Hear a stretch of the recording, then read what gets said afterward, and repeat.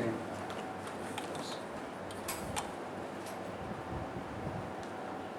Okay. Okay. There's two kinds of what we call major and minor aspects. The major aspects are the opposition, which is 180 degrees, the 90 degrees, which is the square.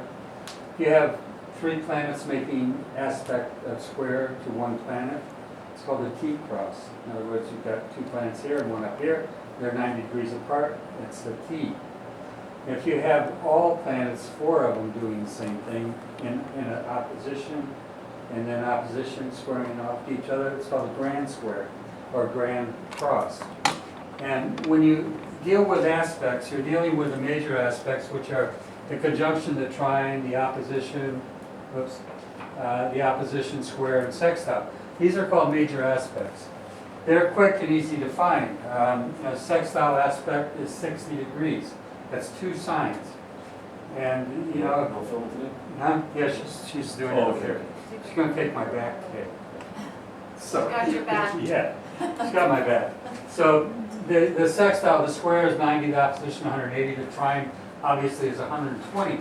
Now if you have three planets in or let's say they're all configured in a perfect grand trine, 3 points, that's called a grand trine, just like a grand cross.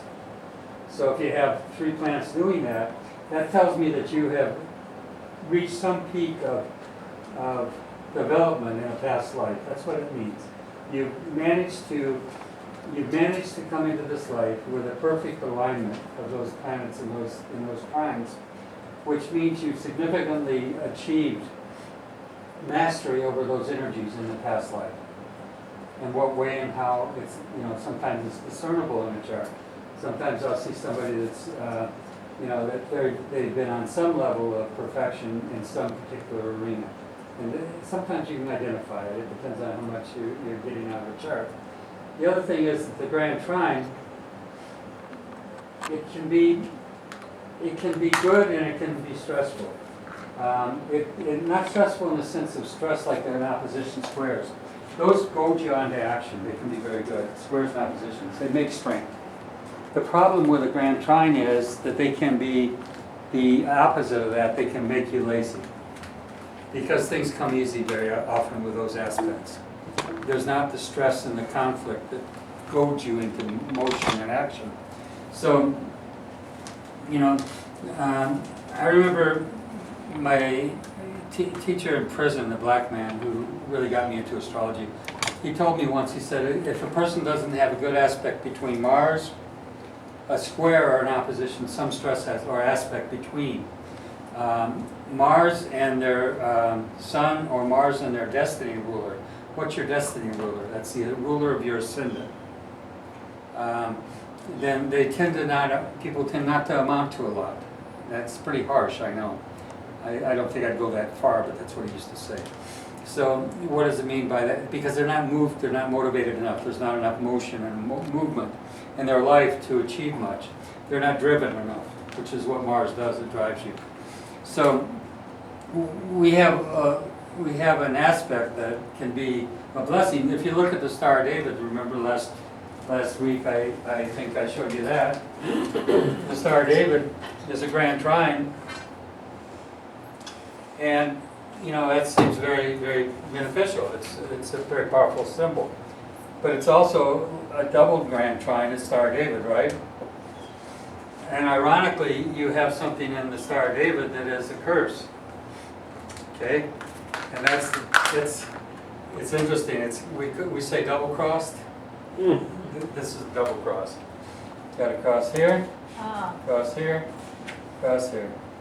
So you got everything in those beautiful, powerful energies forming grand trines, which is acquisitive. It brings things easy. It allows the. Hi there. Sorry, lady. It's all right. Glad you made it. No, thanks. The room wouldn't be complete without you. We have to get another chair for it. Oh, okay. So, what I would here, you want to take care of it? There's some in the garage here. So, okay.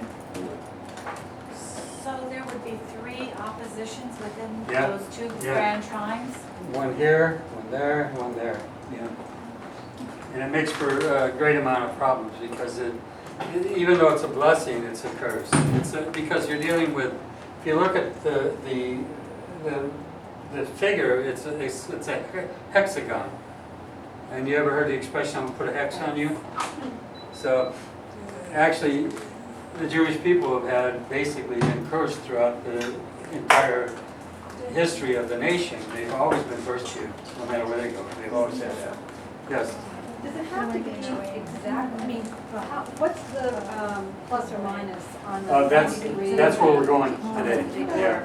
Because I want you to understand that. Don't worry about it. No? All right. You comfortable? You got everybody together? Is this in the way? We don't need this here. I'm at the head of the class. You are. My leg. Listen, don't worry about it. You're gonna be on the YouTube for about 90% of this thing. Your hair looks fine. You're a beautiful lady. Don't worry about it. He's got you covered. Name, birthday, rising sign. So, okay, so when we look at degrees, these are called major aspects. Hey, Ron, one thing real quick, sorry. The Jews are the cursed people, the hex. Okay, I didn't say they're cursed, I said they've been cursed throughout history. okay. But they're blessed as well. They got it's a dual thing. Well, the whole, exactly, with that thing being kind of self-expressive, right? Yeah. So that they have, okay, now do you think that this is something that is, why would they be? Something that is self-inflicted? Is it something about that? Do you really want me to answer that? I will. My friend, I will. believe me, I have an answer for that too. Yeah, and it can be offending if I say it, but I'm going to say it. Want to turn off the YouTube? No, because, yeah, it's all right. You can throw stones at me, it's all right. Exactly. I'm a big man. Whatever, here's what it is. And this would always stir a controversy. That's why I asked. Yeah, I know you get me in trouble, but here we go. So what I believe, this is what I believe, okay? Christianity has always accepted salvation based upon grace or unmerited favor. In other words, you don't deserve it, but you're forgiven. Christ came to forgive you. Blood of his blood shed for you. Therefore, your sins are forgiven you.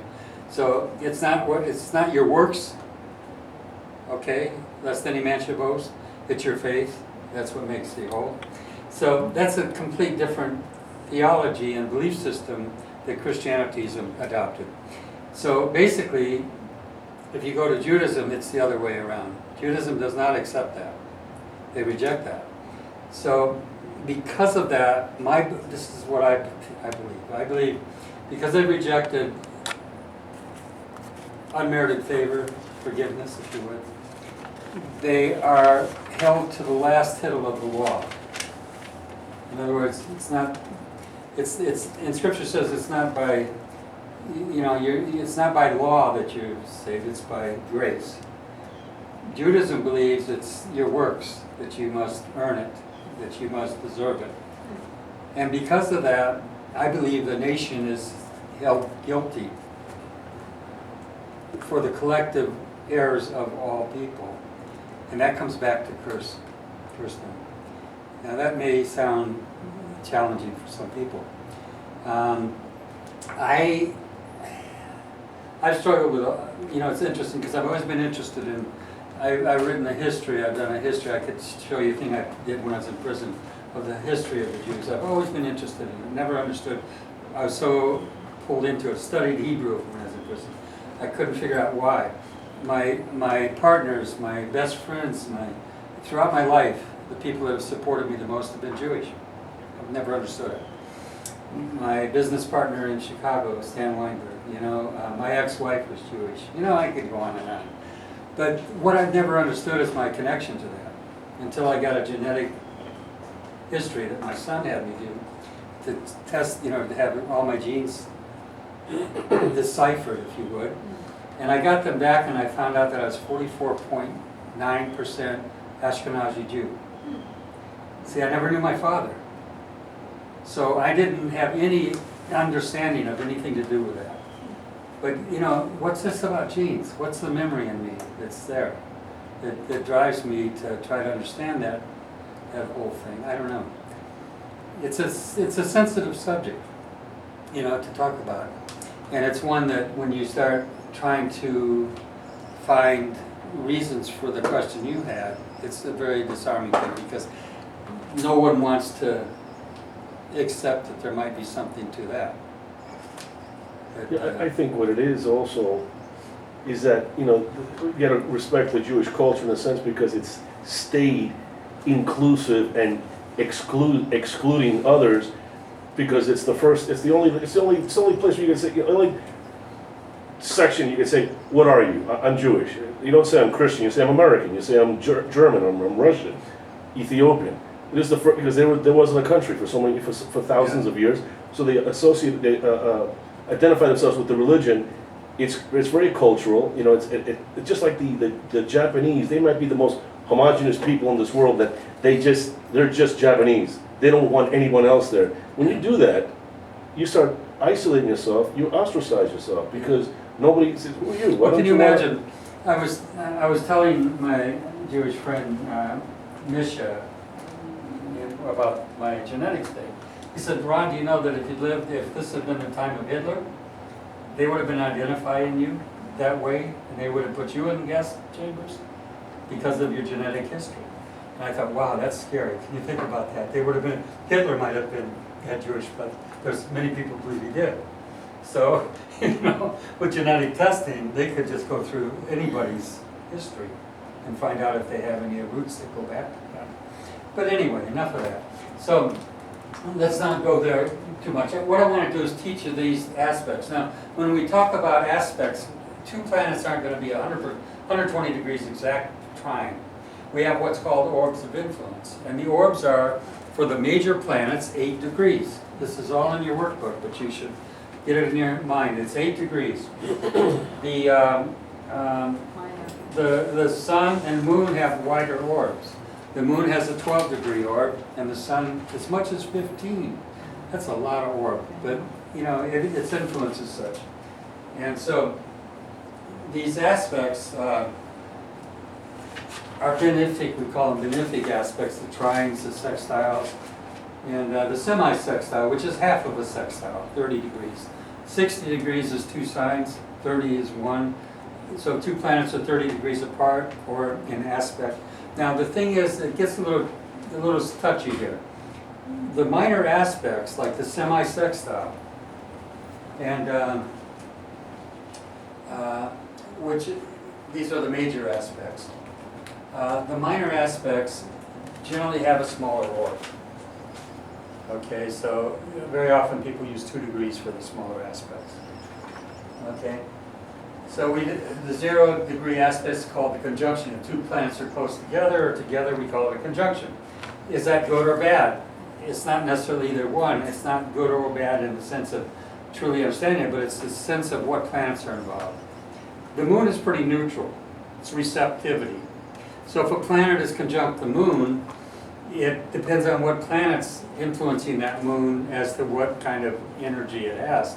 But if you had, for example, Saturn conjunct the moon or afflicting the moon, that would tend to bring emotional conflict with Saturn's energies, which is depression, pessimism, sometimes feeling restricted, emotionally limited. Often people that have strong Capricorn or Saturn in their chart, they don't like to be touched physically. You know, you'll see that sometimes. They have a hard time with physical touch. They're a little bit, you know, contracted and tight. It's like Richard Nixon was very Capricornian, you know? And you look at that man, he was so stiff and rigid. And he was cursing all the time, cussing. I mean, it was amazing. He was living up to Saturn, the accuser of her brother. He was a paranoid man. He was all the embodiment of Saturn, or Satan, okay? So, and he fell from a great height. That's another thing that happens with Capricorn Saturn, that Saturn energy. There's a tendency to go to great heights, but to fall. Yes? Question for you, because and this is topical for me because we were just discussing so as I'm opposed, my sun and moon right now is Saturn. Okay? With Saturn, right? But it's like 6 weeks because it went retrograde, okay? Right. So because of that, retrograde, I know, once it's going forward it's something, and sometimes you have a different thing when it starts to go retrograde. It just tends to come back and do some more of what it's doing anyway. Yeah, great stuff. You know what I mean? And it's not necessarily, it's not, do you remember I told you there are 3 things that you have to look at in a chart? Progress moon, the new moon. New moon, and boy, you're a good student, that's good. No, So I looked at my progress moon. I went home and I did all this work. you did the progress moon, good for Oh, I you. did, yeah, I did everything. And where was progress moon involved in any of this? Yeah, it's actually, it's funny, it's almost conjunct. It's in the orb of my moon and sun. So it's conjunct, Conjunct, it's opposite, almost opposite Saturn. so Saturn's opposing your Close. sun and moon, Exactly, yeah. and like mine then your progress moon's sitting up there with it, With my moon. with the moon. So those are really triggering, Yeah, real triggers. no kidding, Yeah, so, yeah. no and then you add the new moons, which if you're, right now the new moons every month are moving around 11 degrees. So if those planets were at 11 degrees, that would be a third whammy, okay? Yeah, oh, no, I You know, so that's great. That is doing astrology. I'm proud of you. That is so great. I want to say one other thing, which I thought interesting. So I looked at the orbs, the influence, okay? Because in the sun and the moon, I calculated. And it was funny, I looked at things that started to happen, and this is how I was interpreting the Saturn. And I don't mind the Saturn thing because there was a lot of stuff I needed to clean out and really resolve that I was holding on to. And as soon as it started into my orb, like at 8 degrees, or 9, I remembered incidents, that things that I really wanted to get out of my life, and I didn't want to pay attention to it, I didn't want to use the energy to do it, and as soon as it started to get into that, they went like this, boom, boom, boom, like one after the other. That's It was beautiful, like, yeah. but I was like, whoa, but I knew it needed to happen, but Yeah. I really didn't want it to happen like that, but Yeah. it happened. And Yeah, well, then that's Father now Time. I'm He's- on top of yeah, something yeah. right now, and I end up realizing that the good thing is I started doing the work on it starting last November anyways, without even knowing this. And so by the time it really hit now, I'm so prepared for it. I can't even tell you, and I'm so happy I'm That's prepared great, for it. that's great. It still feels horrible, but I'm prepared for it, so I was like, Yeah, thank you. you know, But it's interesting. to see you doing your charts, to see you interpreting, understanding, starting to look at things that way, to me that's exciting because that means we're making a lot of progress here. And each of you that are beginning to really delve into this, and look at your own charts, you know, you need to be preoccupied with yourself. You know, astrology is one area where I encourage you to be self-preoccupied. You know, usually I tell people the problem with their lives is they're too self-preoccupied. Okay, because the self is too small an object for perpetual enthusiasm, so we get bored with ourselves real easy. So, you know, but you get enthused with astrology because you're really looking at something outside yourself and you're starting to bring it into its meaning and interpretation in your life and in your chart. So, you know, what I want you to do is stay with it because the more you understand your own chart, the more you'll understand others and you'll be able to read other people's charts. So I was privileged, don't mind to mention, that Janelle came for a reading yesterday, and you know, I'm looking at her chart, and I'm a seasoned astrologer, you know, but yet we're discussing some issues that are very paramount in her life, and I'm saying, I don't see this, Janelle, you know, and she says, but Ron, then I thought back, I said, I remember in the class you had Saturn afflicting your sun and your moon, right? Venus, rather, Sun and Venus, and I said, my God, I said that was a semi-aspect. Now, remember I said these smaller aspects, 45 degrees, that's a half of a square. That's not always as apparent. You can see a 60 real good, you can see a 90, but you don't always see the 45 because you have to figure it out. How many degrees left in this sign does that have to go, and how many of this one? Add them up and you come up with 45, in her case 46 or 7 degrees. So, and then I'm still working with her chart, and we're still discussing things, and she'll say to me, I mean, it blows me away. She's really doesn't know how much she knows right now, I think. She says, well, doesn't Neptune produce this and that and another when it's with Saturn? And oh my God, yes, it does. But you know, and it was a wide orb between Neptune and Saturn, but she already put that together, you know. I'm impressed with that because, you know, when the student is helping the teacher, you know what I mean, then you know you're making progress. I always have said that if the teacher doesn't have students that excel in him, he's not a good teacher. You know, he should be seeing those progress steps along the way here. Anyway, let's keep on moving here. So, okay, we know what conjunctions are, we know what squares are. We know what Graham's crosses are, we know what T crosses are. Toscanini, the composer, he had 6 square aspects in his horoscope. It didn't hurt him much. He did it. Okay. These stressful aspects, especially the square, can generate power, and the frustration that they can cause also brings a desire to change things. People have a lot of crosses and squares. They're just never quite happy, and they're going to always kind of seek things to change. They get bored real easy because they want something new. They need to see some action in their life. Okay, and that definitely will do it. Okay, the good aspects can make things easier, but they also bring the desire to take the easy way out. Once again, it's what you do with what you've got. The problem with the stressful aspects is that we tend to accept one of the planets and reject the other. That never works out, as we shall see in the list below.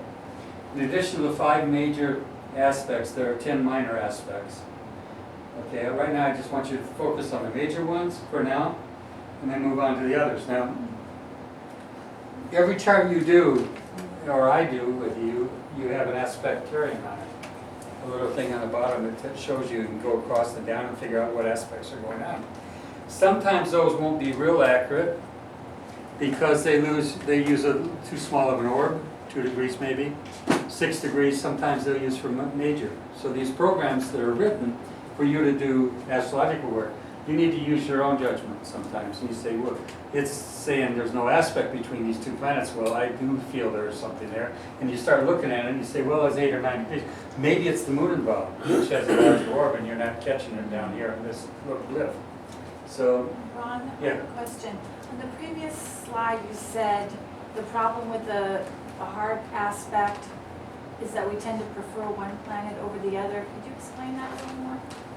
you know, I say that, in other words, if you have a Saturn aspect to something, you tend to read that very powerfully. Oh, Saturn's in my chart doing this, right?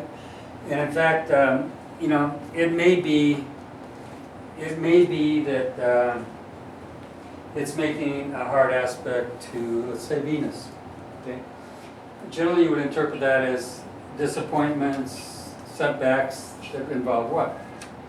Relationship or Good. love. Good, all that, sure. Beauty. But at the same time, you know, if you can take somebody, really Ed's a good example. He's got a hell of a cross chart. I mean, major planets, you know, Saturn, Mars, crucified, they're real strong in his chart. And a lot of people would be broken down by that, quite truthfully.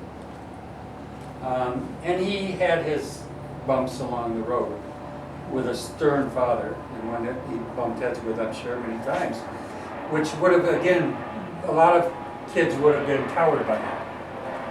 But instead, he's used all that energy and all that strength and all that to build muscle, to build strength, to build character, to build something that can stand against any wind. And that's why these aspects are, you've got to be careful in trying to interpret them. When we look at them with fear instead of a challenge, then we run into problems. Remember, I've told you many times that fear is faith? Think about it. I didn't hear that. No, I didn't hear. You need to hear it because you're talking right now, you came in with fear. Because you got Saturn doing this, and don't just subtle fear. But here's the thing, fear is faith. There's a scripture that says, what I feared most came upon me. You know who said that? Job. Because if you think about it, fear is an emotionally held belief. And if you hold it strong enough and deep enough in your own unconscious, you're going to create the condition you most are fearing. Because it's faith. And by your faith it's accorded unto you. The thing is, when I say that scripture, that by your faith it's accorded unto you, most people say, well, you know, that's all good. I have good faith in good things in God. But when you have fear, you're holding on to an energized belief form that is as powerful as a faith in good, if you have faith in other than good. So when it says by your faith it's accorded unto you, you need to know that faith can go 2 directions. It can be faith in bad, it can be a pessimist, everything's going to work out bad for me. You know, how many people have you met, their prognostications for their own life are pretty bad. And I don't want you to use astrology for this. I want you to be above the influences of these energies. That's why I spend a lot of time with metaphysics. I could teach you what Saturn can do. I can teach you what you can do to offset the influences of Saturn. Because if I can get you to praise, give thanks, and trust in good, I'm going to elevate you above the perils that might be involved in those kind of energies. Because you're not going to be a victim anymore, you're going to be a master. And that's possible for all of us in this room. So, we'll go back to aspects. It's hard, I digress. I digress a lot. This is not a joke, this is serious, it's kind of a strange comment, but you know, studying this class, and not just this class, it's not on you, just the subject matter itself, this is not your subject, Yeah. you know, you studied it, understanding what is seen as deemed as evil and bad, and it's really relative, and it could be just be completely opposite of what we think it is, you can get an appreciation, one can get appreciation for Satanism, really what it is. Because they're not really thinking about something evil, they're thinking about, self-expression, but in a free way, and not in the closed-minded, negative, fear-based Judeo-Christian idea, let's say, of what Satan is, You always have a way of taking me somewhere, which can get me in trouble. My friend, you know already, it's in my chart. I know it is. I know it is. But here's the thing. Throughout history, there's been many Christians that have been killed and persecuted and tortured and a lot of bad things because they were called Satanists. And because they supposedly worship Satan. If you read my book from cover to cover, you can't help but know that I talk about the positive aspects of Saturn. And how Saturn is the Kundalini force of the serpent, and that it rides in your spine. And it travels up your spine when you raise that energy up, and it affects the chakra levels in your body. And if you raise it all the way to the crown chakra, you are at a point where you're really manifesting the highest energy there is. At that point, you will have a halo effect, which there is a halo effect, we have that such a thing. But more importantly, the saints were always depicted with this halo. And it was really symbolic of Saturn's rings, the ring around Saturn. And what it symbolized was the raising up of that energy. Peter was symbolic of that in the Bible. Peter was Christ said to Peter, "Get behind me, Satan." To Peter. Peter means what? Rock. Peter means rock. Saturn rules what? Rocks, Rocks, crystals, and minerals. Saturn rules the skeletal form of your body. It rules your teeth, your bones.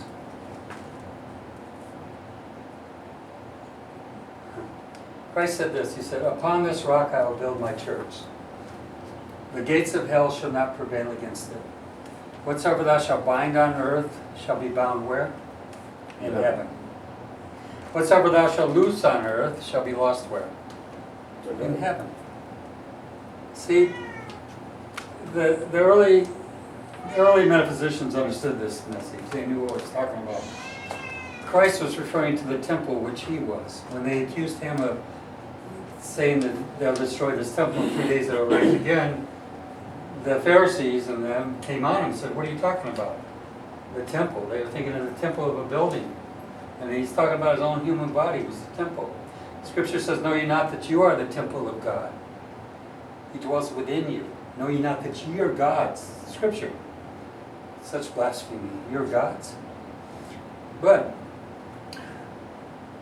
when it says, "Whatsoever thou shalt bind on earth," it was talking about binding the sexual energy.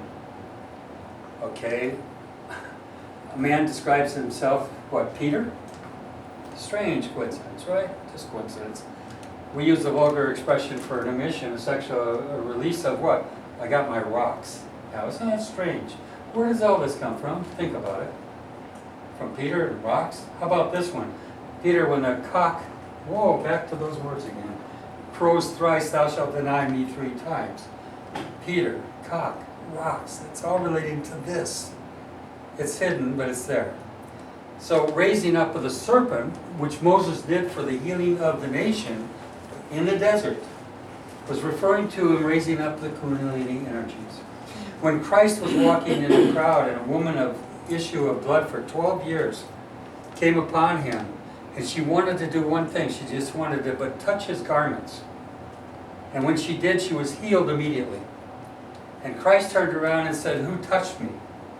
For I behold, virtue has gone out of me." What's virtue mean? What's a virtuous woman? A celibate person.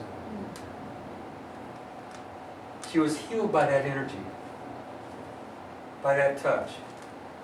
Many of you in this room have healing gifts. And it's related to this energy, to raising that energy up.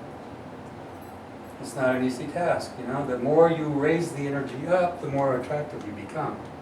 The more charismatic you become. The more you shine and the light gives off on you.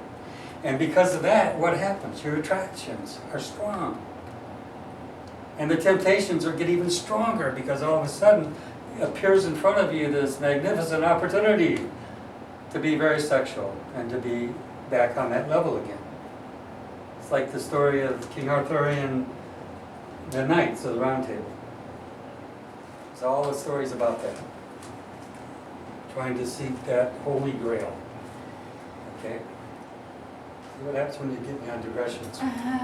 This is a good class too. Can I just say, I did do a lot of, I did look up the Saturn transit and things with it, and from what I gathered is, I mean, I hear what you're saying, you know, Saturn provides a structure, and the whole idea is that this is the time when you need to really do that work that's necessary. It's like, this is the time that's devoted for you to do the work to go to the next step. Yeah. If you don't do the work, that's fine, but you're not gonna really, when you go to reap something, it's not gonna be there. You got to remember that Saturn is the rewarder as well. Remember I told you Santa Yes. Claus, Saint Nick, Old Nick? Right, yeah. Okay?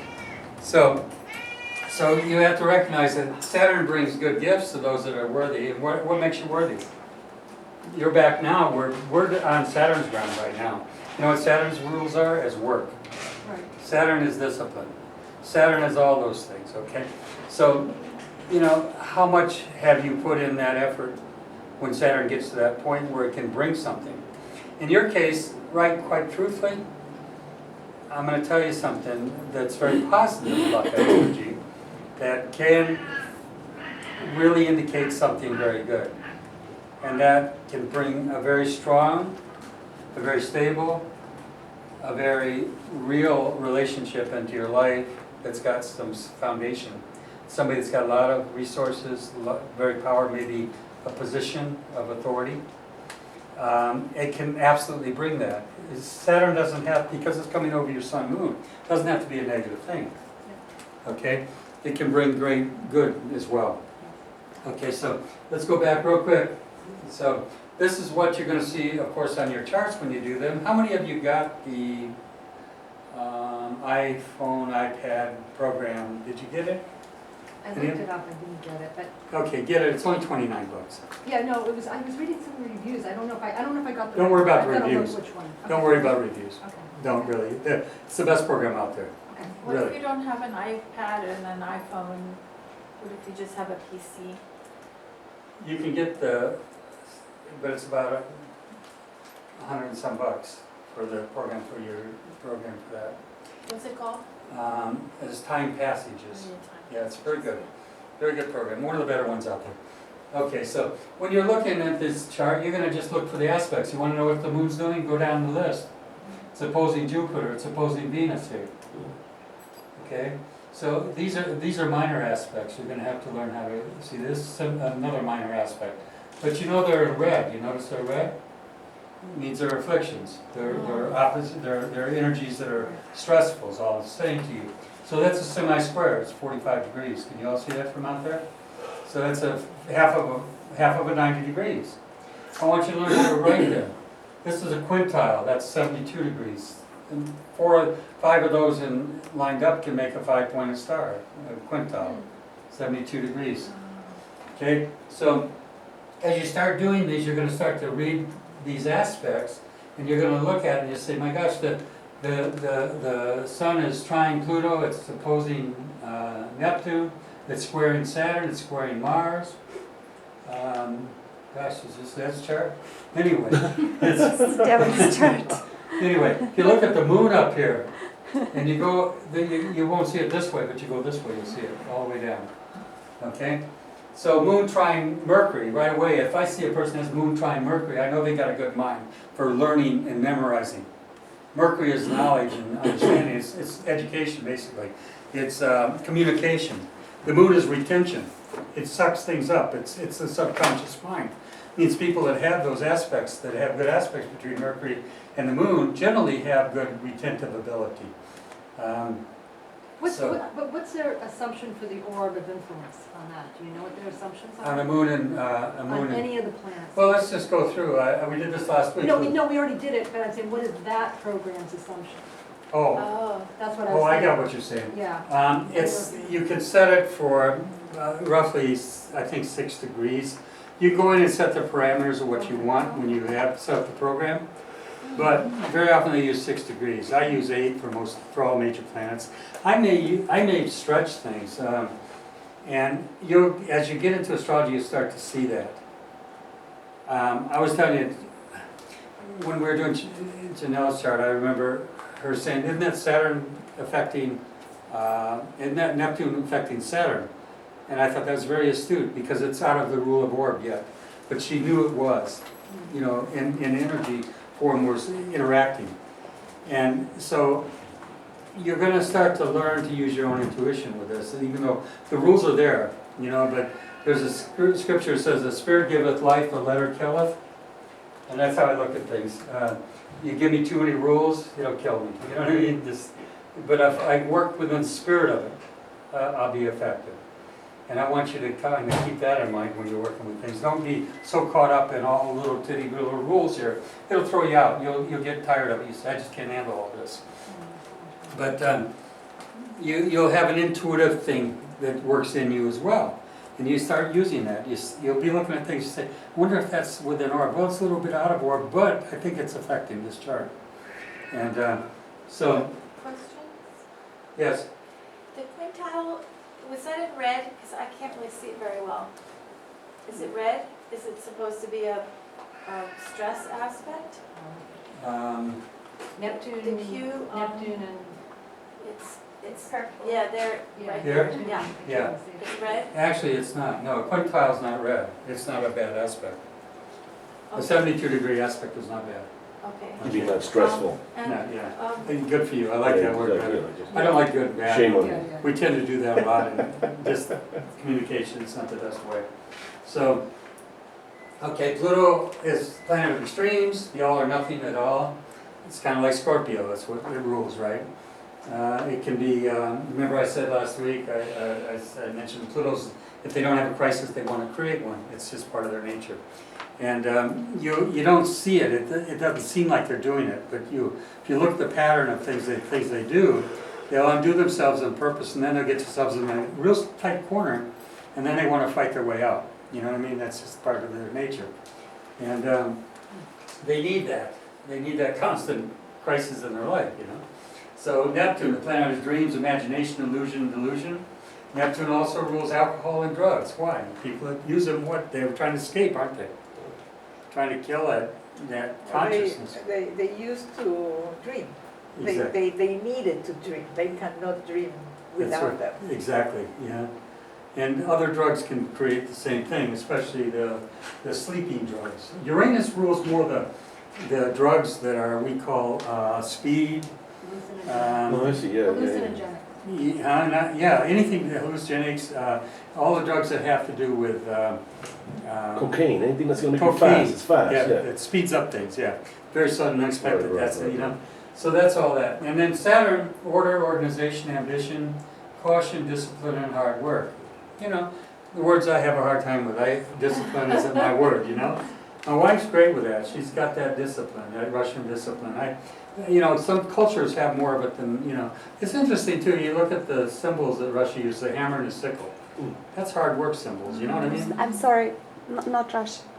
Soviet USSR. Union. Yeah, Yeah, no, Yeah. sorry. they quit using those symbols, huh? Yeah, that's history. When USSR broke up? Yes. But it's still the impact of its influence over nations, you know what I mean? But the Japanese didn't use them, and they are extremely disciplined. Yeah, they are too, yeah. Yeah, different cultures have much more discipline than we do, for sure. Jupiter, planet of luck and expansion. Jupiter also, when you look in a chart, you can see the visionary part of the chart is Saturn.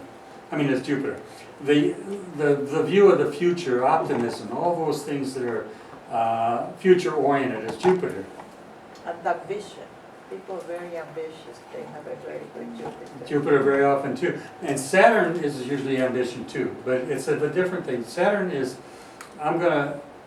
I'll pick myself up by the bootstraps myself. I'm gonna do this myself. Saturn's gonna do it. The other thing is, Saturn is the past. The problem with Saturn afflictions is that if you have a Saturn affliction, people tend to not forgive. They live in the past. Depending on what planets are affecting what, they're living in the past, they're not living in the current, and they're not optimistically looking to the future. So when you have a Saturn afflicting something in a chart, it gives an unforgiveness towards, like Saturn square afflicting in some way Venus. It can be somebody that won't forgive their mate. They always, no matter what they do, they can't do it right anyway. The mate can't. The person is always being found guilty of something. You know what I'm saying? That energy is always there. I'm forgiving. You did this and I'm never going to forget it. And that, God forbid, you're in a relationship with a person that has those aspects, or in business with somebody that has those aspects, because what happens is you mess up once and there's never going to leave you alone with that. And I mean, I've seen it over and over again. It's a very unforgiving energy. Yes? How about when you have something that's sort of on the cusp, it's in like 1 degree or 29 degrees, or what, is that, do you look at that? Does it have any? On the cusp of a house? Yeah, is that Yeah, well, importance or not? You know, those cuspal degrees change every 4 minutes. There's a new degree all the time changing, you know. But So on the natal chart, not on yeah, the... the natal chart. But I'm saying when you're born, every 4 minutes there's a new degree. But you know, I don't. There's two degrees in the 2 degrees that are considered to be sometimes very faded in a chart. One is 29 and the one's 24. Right. And 24 Scorpio is Serpentis. It's a fixed star. And the 20, I think it's 29. Taurus is Algol, the woman with all the snakes on her head. You know, Medusa. Medusa, yeah. So those places in the zodiac, I put them in your book, kind of fixed stars that are considered to be kind of like Antares. Okay, Antares is about a 6 degree Sagittarius. It often causes blindness, and I've seen it. Okay, and if it's afflicting, it can cause blindness. I remember I was telling you about the guy reading on the radio one time, and I said you were in a car accident, and you know, I see you in 1976, and you're legally blind because of that accident. This is a guy calling me in for a reading, and he doesn't say a word. And I said, your father was an alcoholic and abusive, and your mother was a saint. You know, he didn't say anything. I'm reading this. I'm reading it on the air. This is stepping over the edges. And I'm waiting for his response. I'm figuring I'm going to get knocked off the air here, or I'm going to, you know, I'm going to find something coming out of him. Finally, he said, well, Ron, let me tell you. My father was an alcoholic, and he was abusive. My mother was voted Mother of the Year in 19 whatever. She was the saint of saints, you know. And he said, yes, I was in a car accident in 1976, and I am blind, legally blind, because of that accident. One of the most powerful readings I ever gave on the radio. I've got it on recording, I mean, because they keep all these radio shows, you know. And I don't boast about it, but I'm just saying that sometimes it's coming through so clear in a chart, you know. It'll come through so absolutely clear. I was doing a party, I used to do parties all the time, I still do them occasionally. People come together and they all give so much, and then I do their charts ahead of time and they come and do their readings. And I sat down at a table and a woman was there, and I was reading really hot that night. I mean, really hot. And so all of a sudden she sits down and she says, I said, you got 2 kids? No, I don't have any kids. I'm kind of taken back, you know, and I said a few more things and everything was wrong. And I said, you know, I don't think I can do your chart. You have to acknowledge it when you're just not reading right. I just can't read your chart. She says, well, you know, I don't care about I don't want a refund and all this, can I just sit and talk to you for a while? I said, yeah, let's sit and talk. So we're talking, and then the chart was in the middle of the table, and she says, by the way, is that my chart right there? And I said, yeah. Is that supposed to be my birthday? I said, yeah. She says, I wasn't born August such and such, I was born October something. Ah, So what happened was, the host had collected all the information from me, had written down August instead of October. And so when I did the chart, I did a wrong chart. And that's happened to me before, and it happened on the radio once, I think I mentioned, did a first caller called in, and everything was wrong. And she gave me birth information and all that, and I did it real quick, and I'm really, when that happens to me, I'm just as human as anybody. I'm shattered. I'm weak. I have a hard time going forward because I can't understand how it can be so wrong. And because I don't pull any punches either, I'm out there. I'm just gonna put it out there. So the last caller happened to be the mother of this child, this woman that called me. Said, Ron, I'm so thankful I got in because they used to light up the lines. I mean, every line was lit up all night. I'd be there for 2 hours. There wouldn't be a time I couldn't take a caller. So she calls and said, I'm so thankful I got in. She said, I don't understand it. She says, I don't know why my daughter did that, but she told you she was born on such. She says, that's not her birthday. And I told her to call in first to get in. And she says, so you weren't wrong, you were just reading the wrong chart. But those kind of things, they also confirm the accuracy of astrology to me. Because I've done charts, going back to the table where this woman was, I finally get her chart information, I do a chart real quick. I said, oh, your husband's was a police officer? She said, yeah. I said, he was in a car accident 2 weeks ago, and he hurt his arm or his head? And she said, yeah, but he hurt his arm worse than his head. And then, that's how accurate that night particularly I was on. I was like reading that strong. So why specifics come out? Why do you come out with something like so specific in a person's life? Because the spirit is moving in you. That's all I can tell you. The gift of prophecy opens up. And when it does, there's nothing withheld. You'll see things, and it doesn't always require a chart. This is your visionary being. This is where you are intuitive. Yeah. That has nothing to do with the chart. Yeah. Well, give me a wrong chart and I'll read wrong. Isn't that funny? That's what I don't understand. I've had people say, well, you don't, how could you tell us? I had a physicist. He had a mansion, a house. I was doing a party for his kids. And these kids, they'd come in and sit down in a private room with me, say your parents are divorced, and I'd tell them stuff about them. They'd run out and say, he knew my friend, he knew, And so this guy, I get down and he comes out, he says, Watson, come over and sit down here. He says, how the hell do you know this stuff? He said, what do you do?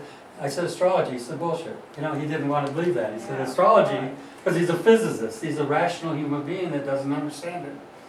And so, it's an amazing tool, and I really believe the gift of prophecy is separate from the tools. I know that the mechanics, I know the mechanics well. I want you to learn the mechanics really well. One of the things I'll say about this room, I've done everybody's chart in this room. I've never seen such power as I've seen in this room.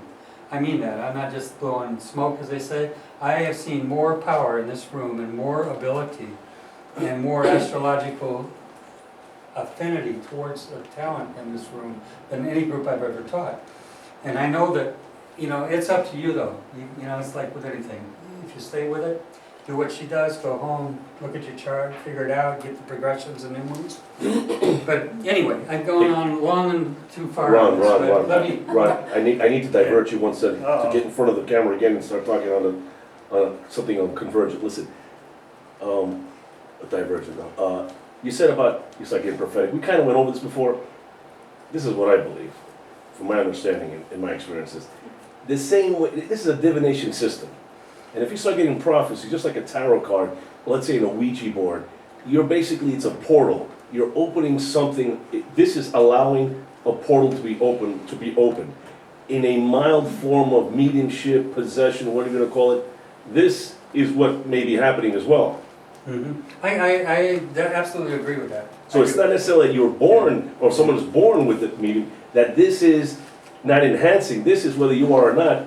You're opening up a door with the divination system. Now it's opening something in you, and now you're receiving something. Yeah, I really do believe that. I think astrology is a marvelous tool to open you, and tarot cards I think are too. My ex-wife, I encouraged to get into tarot cards, and she did, and she was amazing. I really had a respect for that. We used to go, every year we'd go to this place in Ohio, a place named, her name was Helena. She had a church, and she had a place. Did I tell you the story about her? Helena's Healing Hands. There's a book written about it. And her fiance, when she was 18 years old, got killed in a car wreck. And she, as a young woman, was, of course, bereaved beyond, she just didn't want to live. And yet she had a night where he came to her in spirit and spoke to her and said, if you'll stay, if you're not going to marry again, you want to stay with me, I'll work with you for the rest of your life and bring healing to people that need it. And she ended up doing that. And there's documented case after case after case of amazing healings. People dying of cancer, you name it, doctors see absolutely a full removal of the tumors, everything. She's an amazing woman. A book was written about her, Helena's Healing Hands. Her name was Helena Bowers. I went to her place every year to do astrological. I'd give sermons, and then I would do readings, and my ex would do tarot readings. And we were always welcome there, but the first time we came there, I told her that Linda and I were married. We weren't married. And I told her that, and every time you come into her house after a long trip, she put her hands over and do, what they call it today, that healing? Reiki. It's like Reiki, but they didn't have it back then, I don't think. But she'd do this thing over your head and everything, and shoulders, sit you down, and she'd say a prayer over you. And she used to say she never had a wrinkle in her face, and she was in her, I think in her 70s, very old. She said she was going to live in her 90s.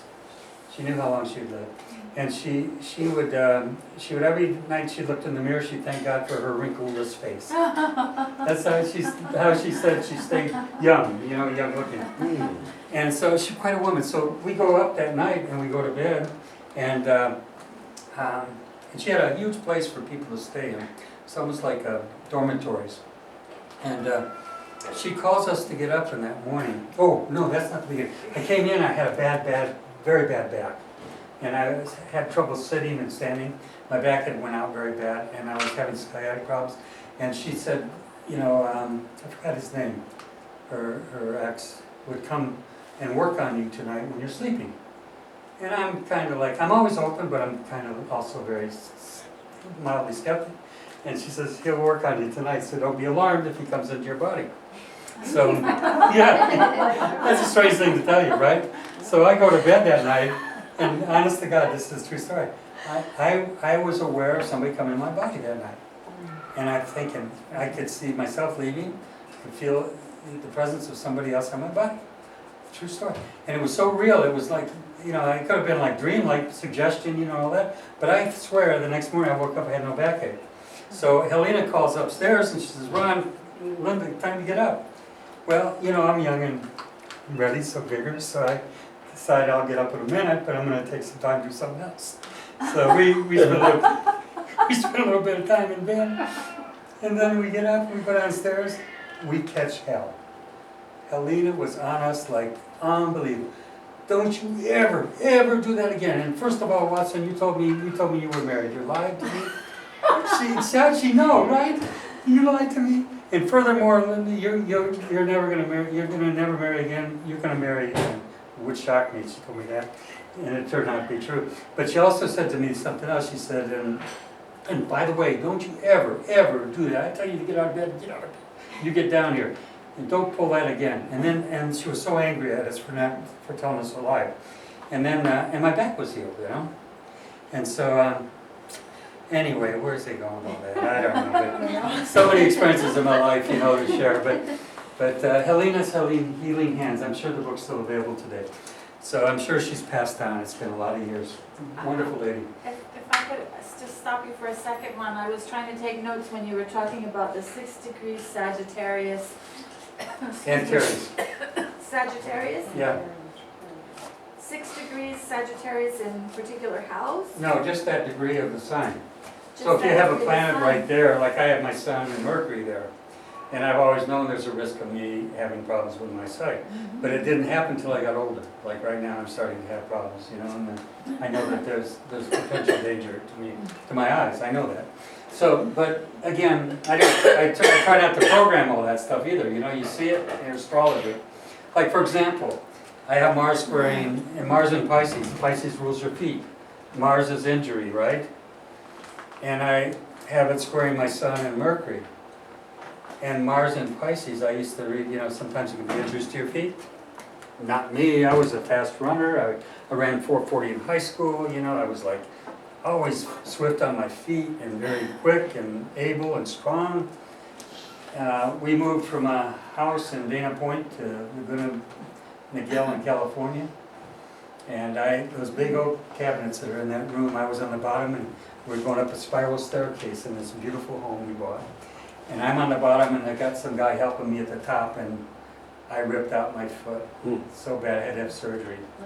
But it's funny, you know, like, you know, there's it in the chart and, you know, you think, and I should have had enough sense, you know, say, geez, you know, why, but I can remember every step of that going up was like the worst strength I had, every bit of it was being pulled out of me to lift that thing. So you never know, you know, a lot of these things happen too, the weaknesses that you see in the chart can come as we get older, we get weaker, we're less strong, you know, we can have these things happen to us. So it doesn't mean they're going to, but you need to be aware of them. Like when I see an aspect like Mars opposing the Sun in a chart being triggered like I did yesterday, I said, be careful of your back. You know, be real careful because the back rules is the Sun. Mars can be muscular injuries. And of course, Mars in Gemini says, be careful driving. Two things can come from that, okay, when it's getting triggered by afflictions, by your new moons and your progressions in transit Saturn. You can have police stopping you for speeding. Mars is excessive speed, and the Sun can be power figures. And People are- Gemini is motion, Yeah, well, Gemini rules communication, transportation. transportation. Yeah, This is what I- so that's driving, right? Exactly. When I was in prison, I didn't have to worry about that. If somebody had affliction of Mercury, I said, be careful driving, we didn't have any cars. But be careful with your mouth and your communication because you'll end up in one of these. Okay. Sorry, what was that again? The Mars, is that on the natal chart or is that? the Natal transit? chart. I was just talking about somebody's Okay. chart in here. Mars- So whatever, Mars we're opposing talking about Mercury. when you read a chart, what you're seeing. Any Mars, anything exaggerated. Around the fact that Saturn has 16 moons Yeah, makes it more moody or you know, like that's an interesting melancholic, concept I never thought about. melancholic or depressed or Yeah, I never whatever. thought about that. 16 moons Yeah, has Saturn. I was at the dentist yesterday and I was thinking, I want to tell a dentist, you know, that your profession is ruled by Saturn very much, you know. And think, look at the words we use, Tartarus. All Everybody those words hates we the use dentist. about the mouth are Saturnine words. Yeah. And anyway, we go on. Anyway, okay. So Mercury, planet of communication, writing, speaking, transportation, we didn't say. The moon, the planet rules your emotions, desires, and intuitions. The sun has to shine, wants attention, wherever it is in the chart, okay? Powerful sun, 10th house, right? Fame and potentially great success in business. Recognition for work that comes from career, 10th house. 6th house, work. 10th house, career. 2nd house is money. They make a form of perfect grand trine to each other. Did you know that?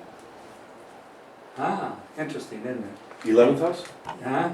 Listen, the 6th, the 10th, the 2nd form a perfect grand trine. Okay, that's part of that Star of David that Jews have. Money, fame, possession, authority, and work. All those things come into that grand trine. Water and earth, grand trines. So when we're looking at a chart, we start to assimilate all this information. It starts to make sense, right? I'm hoping we're getting there, okay? Pluto in a planet brings intensity, power, and an aura of secrecy and intrigue. It's very sexual and intense and can heighten the desire for transformation and regeneration when there's a crisis in one's life. Notice what I said? It heightens the desire for regeneration and rebirth, basically when there's a crisis in their life. Pluto very often is a life and death crisis. I remember in the last class we had in Massachusetts, and I saw this extraordinarily powerful Moon-Pluto affliction in this woman's chart. I said, my God, do you know, something to do with childbirth or death? She says, Ron, I died in childbirth. And she said, my priest came into the room and prayed over me, and I came back. Oh, Remember that woman in the Mhm. class? Yes. So, you know, I mean, you see things, you say, wow, how far does this go, you know? Death, rebirth, regeneration, all that, yeah. What is a Pluto-Saturn aspect? What is that? Pluto-Saturn is generally disappointment, and very often Saturn, disappointment. Setbacks, if you would, through potentially death, somebody's death that affects you in some way, if it's being triggered, okay? It can also be, remember Casey called Pluto the planet of Christ consciousness. It can actually force people through disappointments and hardships to move towards that kind of consciousness. It can be very, And bad aspects? yeah, to that? yeah, yeah, because it's Saturn is a stern teacher, and he's very severe and very strict. Pluto is regeneration and rebirth. It's also transformation that comes through spiritual awakening. It can be also, quite frankly, a disappointment, or how would I say this? It can produce a hard knock in your life through, for example, loss of a child, okay, like an abortion, things like that. Things that happen to you in your life that involve that, life and death, or, you know, and the regenerative energies, that can be that, which could have happened with that energy real easily, okay? Which brings sometimes the Father Saturnian energies down on you. You see what I'm getting at? Okay. All right, so let's keep on here. This is a great class. You guys are just, you keep me stimulated up here. And you really, such a wide wealth of kind of great questions, you know, I love it. So you're saying it was the best class you ever had? Not your whole you, life? not you, no, You're no. saying it was the best class you ever had your whole life? I just want to, you know, make sure that YouTube is getting all this, you know? He can take it, he's got a big shoulders. But you know, it's just. Yeah, but I'm getting older now, so, you know, I don't know how much I can take. I can take a lot. I repeat, I can take a lot. Oh, boy. Okay, so, see, Edgar Casey used to call Pluto the planet of Christ consciousness. Okay, so, Neptune can imbue the aura of mystery, illusion, and visionary perspective to whatever it touches. It can be the influence of the drunk or drug addict who seeks escape from reality, to the monk or nun who recluses their lives for spiritual causes. Okay, if afflicted, it can lead to self-delusion, deception, self-undoing, and sorrow. Now, I have a Grand Cross with Neptune on it. That adds to that whole thing of prison. Self-undoing, sorrow, institutions, all that spiced in. Confinement. big time. Confinement, exactly. Yeah, I would say it's karma. I Because think many so. times you go through karma to learn lessons too. And Neptune is karma, very much. Absolutely. Yeah, yeah. Neptune is. And the 12th house is karmic. Exactly. Yeah, so I have my Sun and Mercury in the 12th house, in addition to the cross of Neptune being on the cross. Wow. So it all there, you know. So yeah, the chart speaks wonders. The more you study it, the more you'll learn. And I can study it for years. I told you I had a student in California one day. He said, Ron, I think there's something in your chart you don't know. Remember I told you that? And I said, come on now. You're going to tell me something about my chart I don't know? She did. She said, you got a 5-pointed star in your chart. I would have never known that. I mean, but I've been writing about it. Here I'm writing a whole book and a whole chapter about the star. I didn't realize it was in my own chart. How does that escape me? I don't understand that, you know? Well, the 12th house is the house of Neptune, right? Exactly, yes, and Pisces and all that. Pisces. So remember, there are always 3 ways to look at something in a chart: sign, house, and what? Planet. So you start to kind of put them all together and they start to talk to you. Yes, Katie? I have Neptune with my moon in my first house. It Yeah. seems to be very It's in the first. emotional. I don't know, very. No, no. Well, Yeah, it's I'm the, very, it's, uh, no, the thing with, I have to look at the aspects to that. Is it It's classified? 14 and 19, yeah, I think it's close, it's 5 degrees Yeah, they're very close, Yeah, they're yeah. very close. 5 degrees apart in Scorpio. in Scorpio. Yeah. And, let's see what it's gonna be. It's really making it's making really good aspects to Saturn over here, and to your Jupiter, and you have a grand trine with your Saturn, Jupiter, Sun, Moon, and Neptune. They're all in a grand trine. Oh, okay, because that That's a chart- water grand trine, by the way. Oh, it And- is? Yeah, Because and then this doesn't show grand trines, right here, I know. look here? you won't see it there. Yeah, You I have don't to see look. grand trines See, here. look there, Oh, bam, okay, you have to bam, do the bam. calculations. or And remember I told you whatever, this group, okay. I've done everybody's chart in this room, and I've never seen so many powerful energies like these in this room. I've never seen a group like this. You guys should find a way to stay together. Yeah, you should. I'm sorry with you. Have a coffee and invite me Just over. have 15 more classes. Yeah, That's it. exactly. That's it. It's gonna keep coming. Well, get out the I'll bring the calculator. dip, you know? Lenny, get the calculator out and figure out how much that'll be.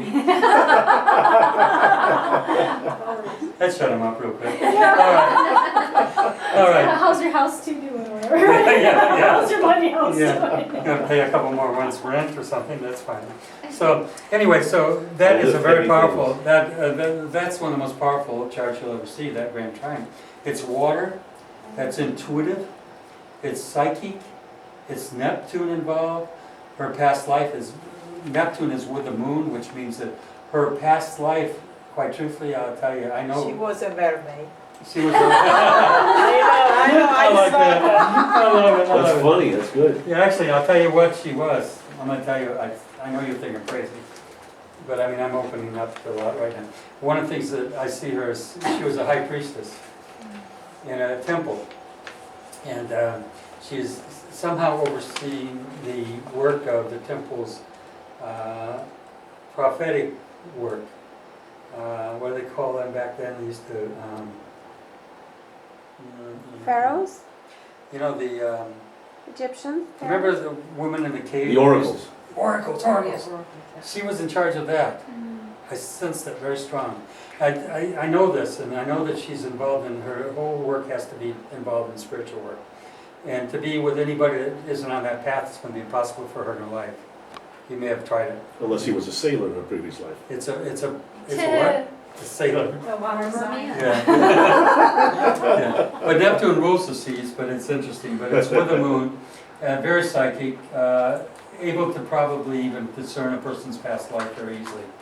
Because that Neptune, anytime you look in a chart and you see anything in the 12th house, you see anything that's in Pisces, and Neptune, all these energies are past life energies.